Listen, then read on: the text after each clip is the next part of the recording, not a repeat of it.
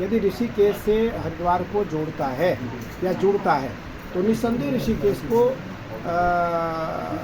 पर्याप्त मात्रा में लाभ होगा, आध्यात्मिक रूप से भी, व्यावहारिक रूप से भी, व्यावसायिक रूप से भी और सामाजिक रूप से भी, चारों प्रकार के लाभ होंगे। लेकिन इसको अभी कह पाना संभव इसलिए नहीं होगा जब तक हम आपस में बैठ करके ये न तय कर लें कि ऋषिकेश की सीमा तक कहाँ तक हम मेला क्षेत्र को ले सकते हैं। और प्रयास ये रहेगा कि कुंभ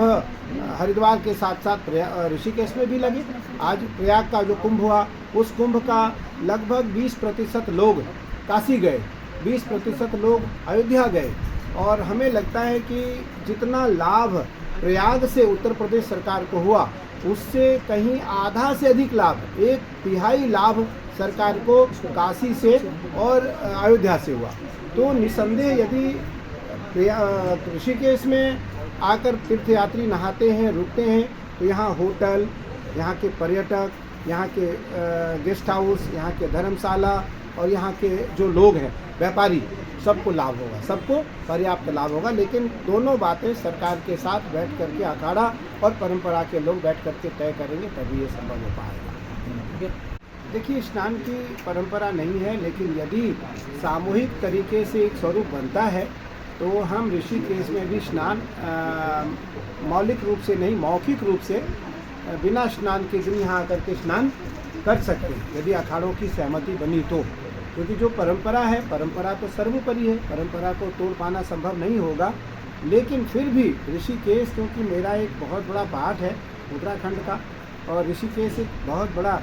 पर्यटक स्थल है, तो ऋषिकेश का भी बहुत विकास विस्तार हो। क्योंकि मेरी बहन यहाँ विधानसभा अध्यक्ष बैठी हुई है, बहुत देर से आई है, तो 11 बजे से आई है, 11:30 बजे से आई है, और हमें लगता है दोनों महादेव का अभिषेक किया इसने, वीरभद्र भगवान का भी अभिषेक किया और पिपलेश्वर महादेव का भी अभिषेक किया। अभिषेक दर्शन, क्योंकि अभिषेक अब हम लोग जाकर अभी करेंगे, तो हमारे साथ करेंगी है।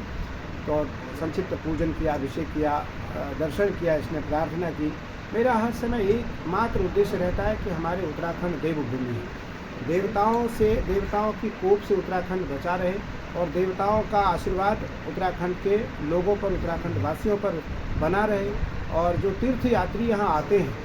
उन पर हमारे देवी देवताओं का आशीर्वाद बना रहे, जिससे कि हमारा जो तीर्थाटन है वो प्रचुर मात्रा में व्यापक रूप से होता रहे। उसी को लेकर हम लोग साधना और तप भी करते हैं, और उसको लेकर के हम लोग भगवान से निरंतर, भगवती से और भगवान से प्रार्थना करते हैं। महाराज जी, ऋषिकेश क्षेत्र को जैसे देवप्रयाग से जोड़ने के लिए कह रहे हैं, कुंभ क्षेत्र के लिए, तो उसमें हरिद्वार पे क्या इस पर असर पड़ने वाला है? देखिए, तो मुझे लगता है स्नान नहीं हो सकता, लेकिन ऋषिकेश तक प्रयास इस बार है कि हम ऋषिकेश तक मेला क्षेत्र को सरकार से रखवाएं, जिससे उत्थान हो सके, और ऋषिकेश में भी बहुत सारे जो पर्यटक हैं वो यहाँ आ सके। क्योंकि ऋषिकेश में स्नान की परंपरा तो नहीं हो सकती है, स्नान की परंपरा तो हरिद्वार रहेगी, लेकिन फिर भी ऋषिकेश तक प्रयास रहेगा कि कुंभ क्षेत्र, मेला क्षेत्र जो है वो ऋषिकेश तक हो, क्योंकि विशाल और भव्य करने का प्रयास सरकार का भी है और अखाड़ा का भी है।